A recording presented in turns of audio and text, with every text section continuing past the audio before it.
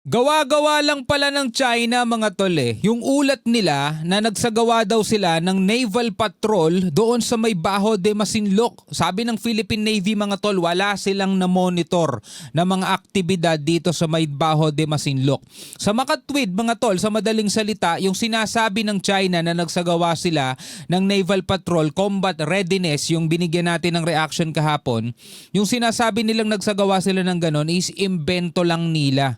Bakit nila ginagawa yung mga ganong bagay? Well, alamin natin mga tol dito sa balitang to mula rito sa 24 Oras Weekend mula sa GMA.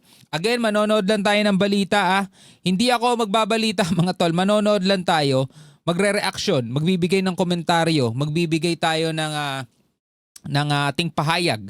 Pwede rin kayo mag-comment sa ibaba. Pwede rin kayo magbigay ng inyong komentary sa comment section sa ibaba mga tol. Huwag na natin patagalin pa, panoorin na natin to. Samantala, tinawag na gawa-gawa ng Philippine Navy ang ulat ng State News Agency ng China na nagsagawa ng patrol sa kanilang Navy sa Baho de Masinloc o Scarborough Shoal. Nakatutok si Nico Wahe. Diba, naalala ninyo, combat readiness daw mga tol.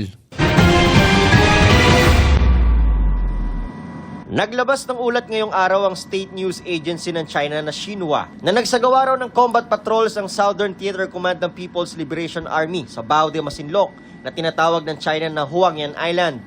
Pero ayon sa Philippine Navy, gawa-gawa lang daw ito. Wala silang na-monitor na aktibidad ng China sa Exclusive Economic Zone ng Pilipinas. So, sinungaling, no? Sinungaling talaga. Ang ganitong uri raw ng balita ay bahagi ng tinatawag nilang information shaping operations ng Chinese Communist Party para raw pahupain ang mga usapin ng ibang bansa sa pagtutol sa kanilang mga aktibidad.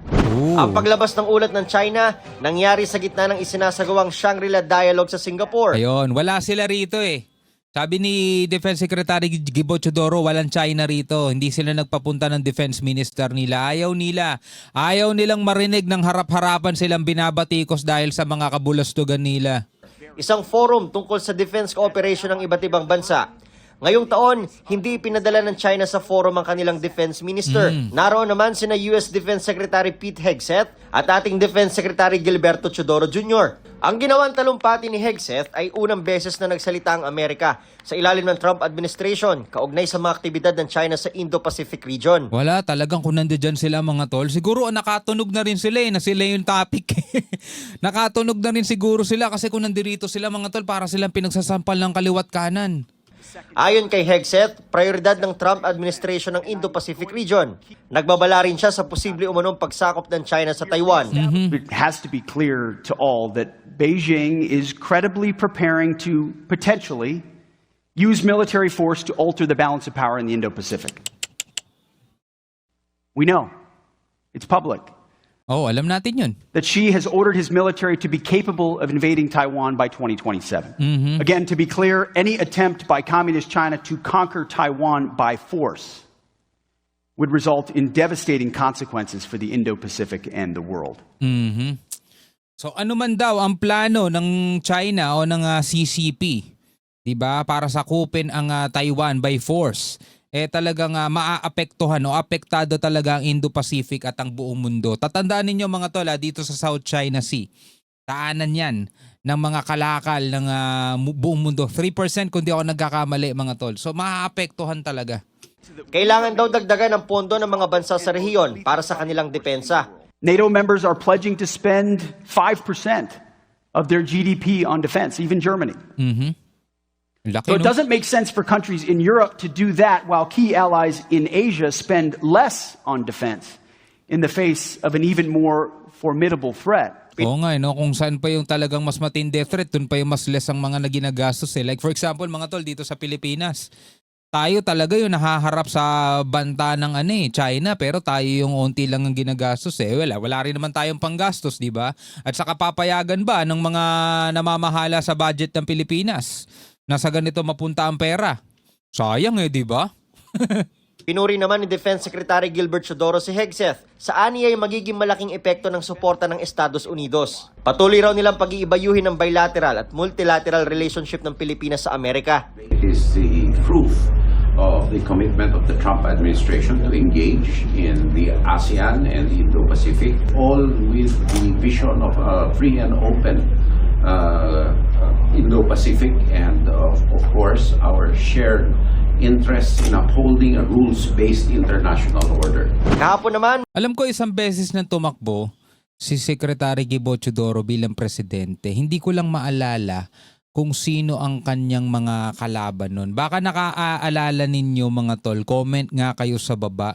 Nung tumakbo si Secretary Gibo Teodoro, pwede ko namang i-search pero para hindi na tayo umano, comment nyo na lang sa ibaba kung sino-sino yung, kung anong taon yun at sino-sino mga kalaban niya. No, ito maganda rin to kung tatakbo rin sana to bilang presidente si Secretary Gibo. No, kaso hindi natin alam kung iboboto siya ng mga Pilipino. Alam niyo naman mga Pinoy, mga tol, mahihilig yan sa drama no? magkasama sina incoming Foreign Affairs Secretary Maria Teresa Lazaro at Chinese Ambassador to the Philippines Wang Xilian sa pagdiriwang ng 50th anniversary ng Philippines-China relations. Ayon kay Lazaro, batid niya ang mga pagsubok na kinakaharap ng Pilipinas sa China, na ayon kay Wang ay mareresolba sa pamamagitan ng dialogue at konsultasyon. Hindi, mareresolba yan kung ang China marunong rumespeto. Yun ang totoo. Anong dialogue and consultation? Ilang beses na nating ginawa yun Diba? Wala namang dialogue and consultation. Dialogue and consultation, oo. Sige, mareresolba yan kung ang Pilipinas susunod sa mga gusto ng China. Ano yun? Bitawan na natin yung West Philippine Sea. Alisin natin yung barkong nabubulok na doon sa Ayungin Shoal. O di ba? Wag na tayong lumapit sa may Baho de Masinloc. O malulutas lahat ng problema kung hahayaan natin China gawin nila gusto nilang gawin. Hindi ganun yun mga tol. Meron tayong karapatan dito sa West Philippine Sea. Yun ang ayaw ibigay ng China kasi wala silang respeto. O so paano natin mareresolba yung mga sigalot? Respeto ang kailangan. Saan? Nasa atin ba? Hindi. Nasa China. Yun ang talagang problema. Dialogue and consultation, walang ganun. We acknowledges the challenges remain, but it is important to remember that these do not define the entirety of our engagement and our friendship. I vividly recall our joint efforts through rounds of negotiation serve as a valuable reference for the management of maritime differences and contributes meaningfully to the peace and stability in this region. Kala mo talaga, totoo yung mga pinagsasasabi, no? Para sa GMA Integrated News, Yun ang problema mga tol, respeto talaga ang wala sa kanila.